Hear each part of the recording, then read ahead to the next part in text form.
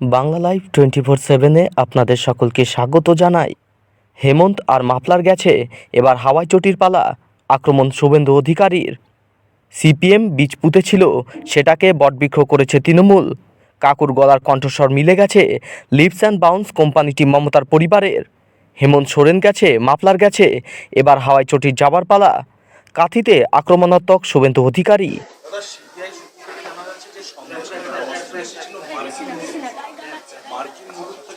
হ্যাঁ, বাংলাদেশ হয়ে পাশেই তো সাতক্ষীরা। সিপিএম নেতারা শাহজাহানকে এনেছিল। শাহজাহান ওখানে একটা রাজনৈতিক দলের ছাত্র সংগঠনে যুক্ত, যুব সংগঠনে যুক্ত ছিল। নিরাপদ সর্দার আর মুসলিম খাঁ, এরা দুজন নিয়ে এসেছিল। তো সিপিএম এর ক্রিয়েশন। সিপিএম বীজ পুঁতেছিল আর তৃণমূল সেটাকে বটবৃক্ষ পরিণত করেছে। ময়নার ঘটনায় দাদা এখনো 24 ঘন্টা কেটে গেলেও দোষীরা ধরবে না, যেহেতু তৃণমূলের লোক তো ধরবে না। ওই জন্যই পরিবার হাইকোর্টে গেছে। সোমবার মামলা আছে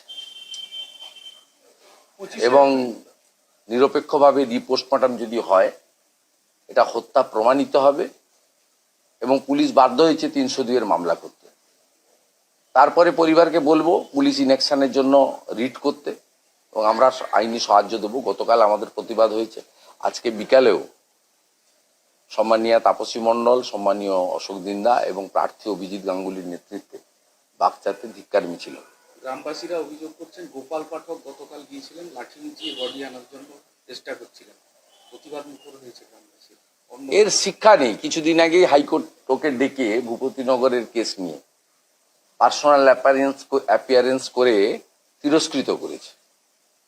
এরা জানে যে আমাদের তো আর কোনো বিকল্প রাস্তা নেই, অর্থাৎ যত নিচে নামা যায় তাই করছে। এবং এর জন্য এই এসপি দায়ী, এই একমাত্র এসপি যে নির্বাচন কর্মসূচিতে তৃণমূলের সভাতে ছিল মহিষাদলে। আমরা ইলেকশন কমিশনে ওনার নামে স্পেসিফিক কমপ্লেন করেছি। সিবিআই সন্দেশখালীতে জমি সংক্রান্ত বিষয়ে সিবিআই উচ্চ আদালত প্রধান বিচারপতির বেঞ্চ সিবিআই কে দায়িত্ব দিয়েছে, তাই হয়েছে।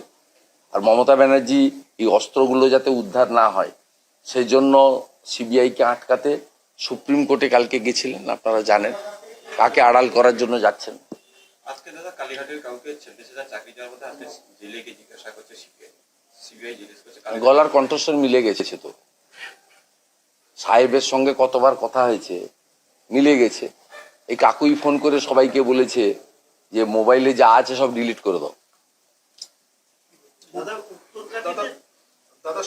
এই কাকু টাকু তো কেউ নয়, লিপস অ্যান্ড বাউন্সের উনি সিও ছিলেন, চিফ এক্সিকিউটিভ অফিসার।